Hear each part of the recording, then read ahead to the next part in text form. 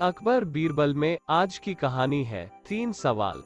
एक दिन बादशाह अकबर ने अपने दरबार में कहा कि मैं आप सभी से 3 सवाल पूछूंगा। अकबर ने यह भी कहा कि जो भी मेरे इन 3 सवालों का सही जवाब देगा उसे मैं अच्छा इनाम दूंगा। बादशाह अकबर के 3 सवाल ये थे। पहला सवाल, ऐसा क्या है जो आज भी है और कल भी रहेगा। दूसरा सवाल, ऐसा क्या है जो आज भी नहीं है और कल भी नहीं होगा। तीसरा सवाल, ऐसा क्या है जो आज नहीं है और कल होगा। फिर अकबर ने कहा, आपको इन तीनों सवालों के जवाब उदाहरण के साथ देने होंगे।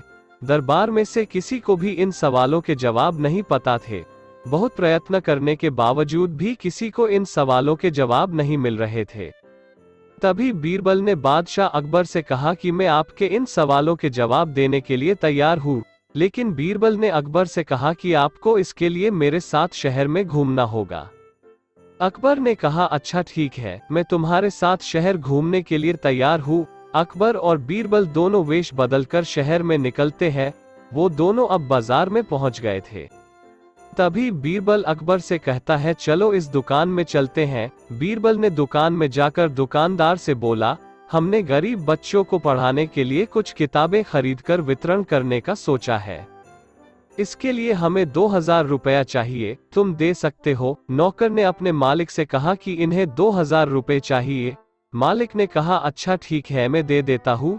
जैसे ही वो 2000 रुपए दे रहे थे तभी बीरबल ने कहा कि मेरी एक शर्त है, जब तुम मुझे पैसे दे रहे होंगे तभी मैं तुम्हें एक जूता मारूंगा। तभी वो जो दुकान पर आदमी काम कर रहा था उसे बहुत गुस्सा आया। उसने कहा, तुम ये क्या बोल रहे हो, और बीरबल से लड़ाई करने भी लगा। तभी उस दुकान के मालिक ने नौकर को शांत कर दिया और फिर बीरबल से कहा कि मैं जूता खाने के लिए तैयार हूँ, लेकिन मेरी भी एक शर्त है कि मेरे ये पैसे सही काम में ही खर्च होने चाहिए। दुकान के मालिक ने बीरबल से कहा कि अब मुझे जूता मारना शुरू करो। बीरबल और अकबर वहां से कुछ भी बोले बिना निकल गए। दुकान से बाहर निकलकर बीरबल ने अकबर से कहा कि दुकान में जो कुछ भी हुआ उसका मतलब ये है कि दुकानदार के पास आज पैसे थे और वो अपने पैसे नेक काम में लगाना चाहता था, इसलिए उसके पास भविष्य में भी पैसे होंगे। इसका मतलब जो कुछ भी उसके पास आज है वो कल भी होगा। ये था आपके पहले सवाल का जवाब। अकबर और बीरबल अब चलते चलते एक भिखारी के पास पहुंचते हैं। वो दोनों देख रहे थे कि उस भिखारी को कोई आदमी खाना दे रहा था। वो आदमी उस भिखारी को जरूरत से कुछ ज्यादा ही खाना देके चला जाता है।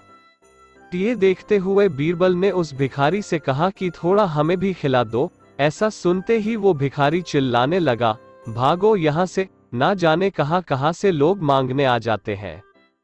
बीरबल ने अकबर से कहा कि ये रहा आपके दूसरे सवाल का जवाब। इस भिखारी के पास आज भी कुछ नहीं है और कल भी कुछ नहीं होगा।